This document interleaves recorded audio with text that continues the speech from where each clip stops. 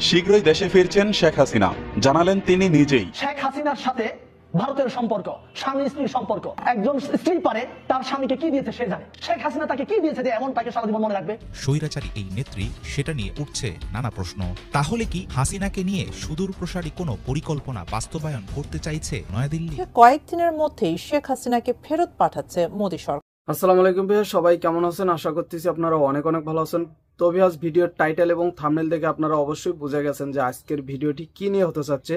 তো ভিডিও সম্পর্কে এখানে আমি কিছুই বলতেছি না। ভিডিও শুরু করার আগে ছোট্ট একটা রিকোয়েস্ট, সেটা হচ্ছে আমাদের চ্যানেলে যদি নতুন দর্শক হয়ে থাকেন তাহলে অবশ্যই চ্যানেলটিকে সাবস্ক্রাইব করে নেবেন, কেননা আমাদের এই চ্যানেলে প্রতিনিয়ত নিউজ ভিডিওগুলো আপলোড করা হয়, তাই অবশ্যই সাবস্ক্রাইব করে রাখবেন। তো ভিউয়ার্স, চলেন বেশি কথা না বলে ভিডিওতে চলে যাই। ছাত্র জনতার গণ অভ্যুত্থানের মধ্য দিয়ে ভারতে পালিয়ে যেতে বাধ্য হন সাবেক প্রধানমন্ত্রী শেখ হাসিনা। এরপরই নানা মহলে আলোচনা কিভাবে শেখ হাসিনাকে ফিরিয়ে এনে বিচারের মুখোমুখি করা যায়। তবে অন্তর্বর্তী সরকারের উপদেষ্টারা বিভিন্ন সময়ে নানা কথা বললেও এবার এ নিয়ে স্পষ্ট বার্তা দিলেন প্রধান উপদেষ্টা ডক্টর মোহাম্মদ ইউনূস। প্রশ্ন হচ্ছে কিভাবে শেখ হাসিনাকে ফিরিয়ে আনবেন তিনি। বিস্তারিত শেখ ফরিদের রিপোর্টে। শেখ হাসিনার শাসনামলে গণতন্ত্রের রীতিনীতি একদম ধ্বংস হয়ে গেছে। টানা ৩ মেয়াদে ভোটারবিহীন ভুয়া নির্বাচন মঞ্চস্থ করেছে সাবেক এই প্রধানমন্ত্রী। আর তাতে তিনি নিজেকে এবং আওয়ামী লীগকে বিনা প্রতিদ্বন্দ্বিতায় বিজয়ী ঘোষণা করেছেন। এমন মন্তব্য করেছেন অন্তর্বর্তী সরকারের প্রধান উপদেষ্টা ডক্টর মোহাম্মদ ইউনূস। সম্প্রতি নিক্কেই এশিয়াকে দেওয়া এক সাক্ষাৎকারে এসব কথা বলেন ডক্টর ইউনূস। এ সময় তিনি জানান, ক্ষমতাচ্যুত শেখ হাসিনার নেতৃত্বাধীন সরকার সবকিছু ধ্বংস করে গেছে। নির্বাচনের আগে অন্তর্বর্তী সরকার অর্থনীতি, শাসন ব্যবস্থা, আমলাতন্ত্র ও বিচার ব্যবস্থায় সর্বাত্মক সংস্কার করবে। আর এই সংস্কার বাস্তবায়নে সময় লাগবে, কারণ তারা শুরু থেকে নতুন বাংলাদেশ গড়ে তুলছে।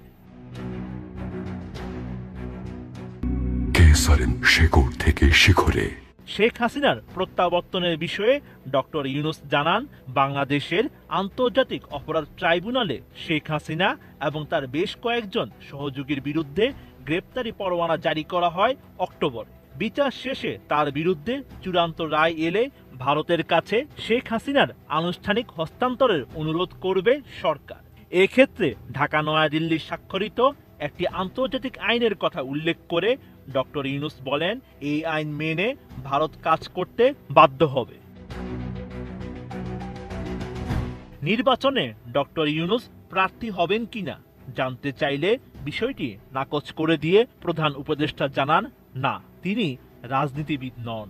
তিনি সবসময় রাজনীতি থেকে দূরে থেকেছেন। রাষ্ট্রের যেসব ব্যক্তি নীতি নৈতিকতা সমুন্নত রাখেন, নিয়ম কানুন মেনে চলেন এবং নিজেকে দুর্নীতিমুক্ত রাখেন, তাদের নির্বাচনে দাঁড়ানো উচিত বলে মনে করেন ডক্টর ইউনূস। এদিকে শেখ হাসিনার পতনের পর বাংলাদেশে সংখ্যালঘু হিন্দুদের নিরাপত্তা নিয়ে উদ্বেগ জানিয়েছে ভারত। নয়াদিল্লির দাবি, বাংলাদেশে হিন্দুদের ঘরবাড়ি, ব্যবসায়িক প্রতিষ্ঠান এবং মন্দিরে হামলা করা হয়েছে। এই বিষয়ে ঢাকাকে অবশ্যই হিন্দু সম্প্রদায়ের নিরাপত্তা নিশ্চিত করতে হবে বলে জোর দিয়েছে মোদী সরকার। তবে ভারত সরকারের এসব বক্তব্য নাকচ করে দেন ডক্টর ইউনূস। তিনি বলেন, সংখ্যালঘু ইস্যুতে যা বলা হচ্ছে তার বেশিরভাগই প্রোপাগান্ডা। এগুলো সঠিক তথ্যের উপর ভিত্তি করে বলা হচ্ছে না বলে পাল্টা অভিযোগ করেন প্রধান উপদেষ্টা। এ সময় ভারতীয় সাংবাদিকদের বাংলাদেশে এসে তদন্ত সাপেক্ষে সঠিক তথ্য তুলে ধরা আহ্বান জানান তিনি। সেই সঙ্গে বলেন, এসব অপতথ্যের বিরুদ্ধে ভারত সরকারকে ব্যাখ্যা দেওয়ার জন্য কাজ করছে সরকার। সম্মানিত দর্শক মণ্ডলী, আরও একটি গুরুত্বপূর্ণ প্রতিবেদন আছে। এই পর্যন্ত যারা দেখছেন, চলেন সেটাও একটু দেখে আসা যাক।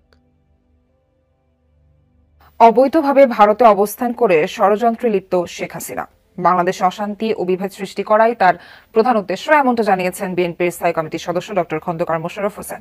প্রেস ক্লাবে আয়োজিত আলোচনা সভা থেকে বিএনপির এই নেতা জনগণের প্রতি আস্থা রেখে দ্রুত নির্বাচনের রোডম্যাপ ঘোষণার দাবি জানান। পৃথক অনুষ্ঠানে রিজভী আহমেদ বলেন, সাম্প্রদায়িকতার ধোঁয়া তুলে উপমহাদেশে আধিপত্যবাদ সৃষ্টি করতে চায় ভারত।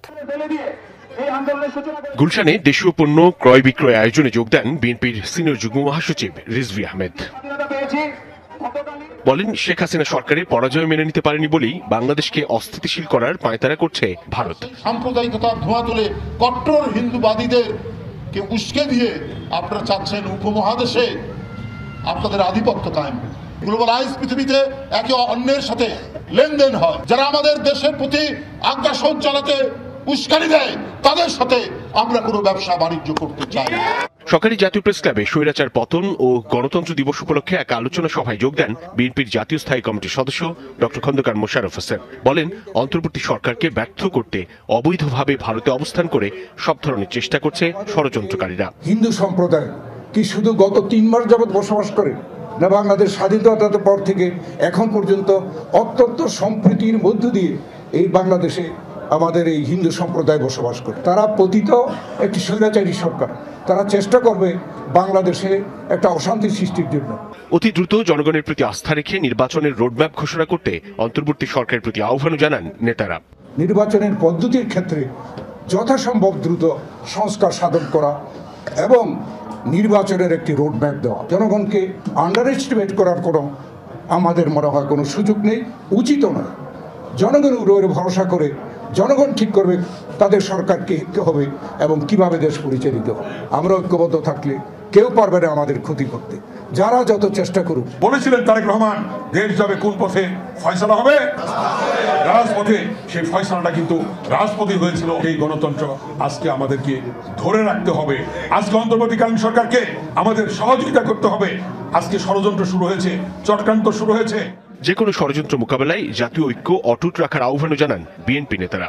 স্বাধীন এক বিদেশ একবারই হয়, হ্যাঁ বলতে পারে আমাদের গণতন্ত্র হরণ করে নিয়েছিল, আমরা পুনরায় গণতন্ত্র উদ্ধার করেছি। তবে আজ ভিডিওটি এই পর্যন্তই ছিল। ভিডিওটি আপনাদের কাছে কেমন লেগেছে, যদি ভালো লেগে থাকে অবশ্যই ভিডিওটিতে একটি লাইক দিবেন। চ্যানেলে নতুন হয়ে থাকলে অবশ্যই চ্যানেলটিকে সাবস্ক্রাইব করে নেবেন, কেননা আমাদের এই চ্যানেলে প্রতিনিয়ত নিউজ ভিডিও কিন্তু আপলোড করা হয়, তাই অবশ্যই সাবস্ক্রাইব করে রাখবেন। তবে আজ সবাইকে অসংখ্য ধন্যবাদ এতক্ষণ আমাদের সময় দেওয়ার জন্য। পরিশেষে সবাইকে বাই।